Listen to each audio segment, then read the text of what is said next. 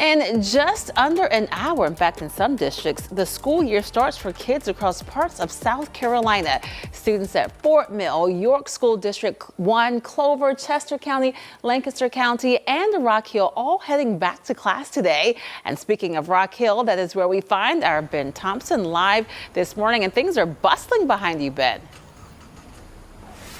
That's right. You know what, Lisa, there's about 16,000 students who go here to Rock Hill schools.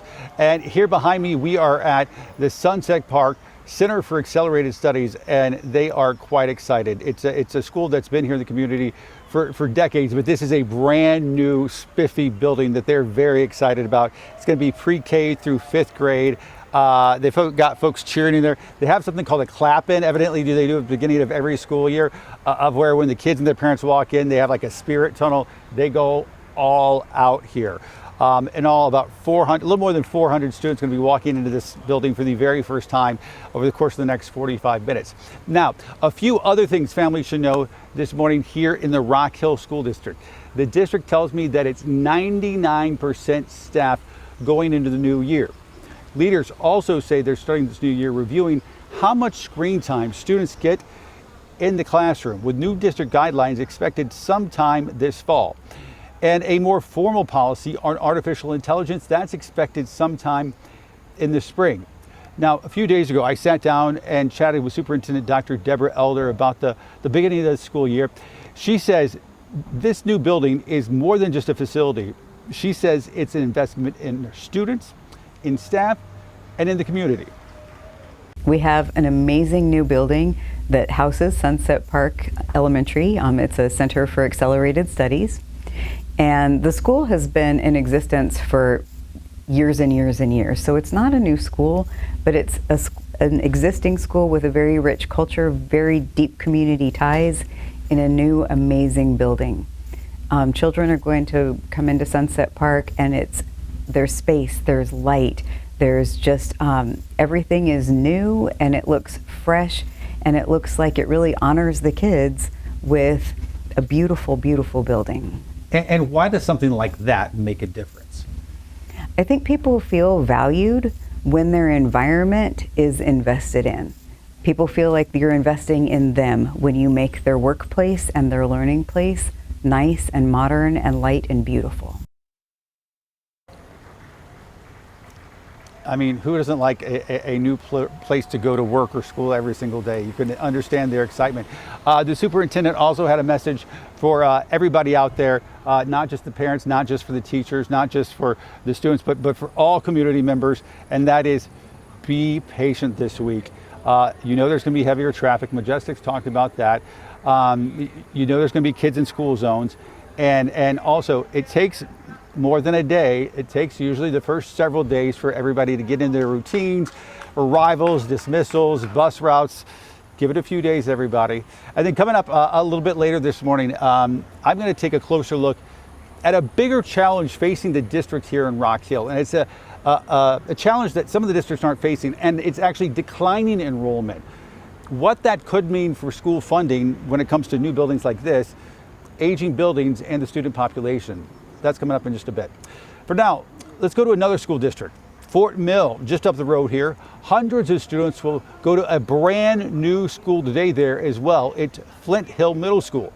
But the excitement honestly is a bit tampered for a lot of these families because this school is near their Silfab solar plant, which has, as you know, been at the center of a safety debate now for years.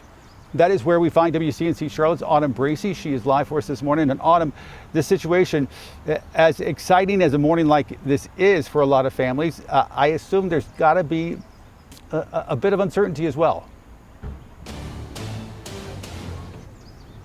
That's right, Ben. Flint Hill Middle School is not far from us here, and as you mentioned, they are expected to open their doors in a little less than an hour.